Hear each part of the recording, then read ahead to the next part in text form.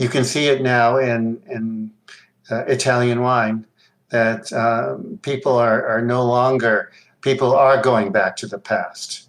And you even have people, like Josko Gravna and Stanko Radican, who are going back to, play around with amphora production or skin contact for white wines. I mean, the past is a part of us always, and it's a place to go to for innovation. You mentioned Josko Gravner, and in the book there was a connection with a Sicilian producer in Mount Etna. There's Carl Lennison. He was inspired by his work to start producing amphora wine, which are now being seen in Sicily. How the story is very interesting.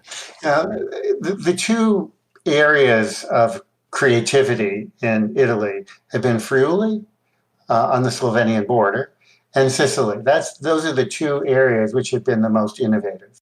It would be good to try and figure out why, but it's really true. In the early 2000s, there was a sort of a group of wine producers and wine conoscenti who met regularly, and Josko Gravner and the Acapinti and Giusto Acapinti, Cilia,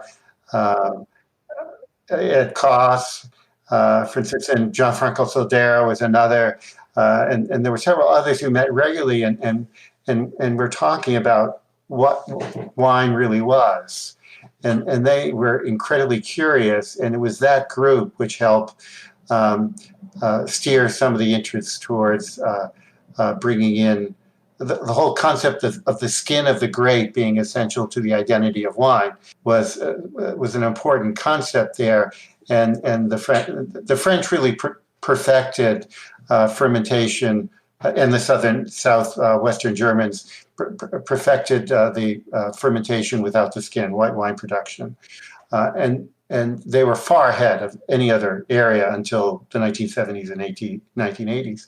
At that time, this group wanted to bring skin contact back into white wine production. They were also sick and tired of French barrique. So they were looking for another vessel to play around with, and amphora was the key product there. And it was also the sort of beginning of the natural winemaking sort of interest in Italy as well. What can we do to stabilize wine without the use of sulfites? Had to do with lees contact and the correct use of oxygen, etc. So there was a lot of creativity, and these areas of creativity were in Friuli and in Sicily. In Sicily, they were basically, Cornelissen was working very closely with Koss. They were quite friendly. There was also one person in Pantelleria who was making basically Zabibbo wines. You could read about it in a book, but so Cornelissen was a great communicator. That's why he speaks English. He knows how to excite people when he talks. And his wines he learned how to make wine when he was a winemaker. He didn't go to an Alafi school. He learned on the spot, and because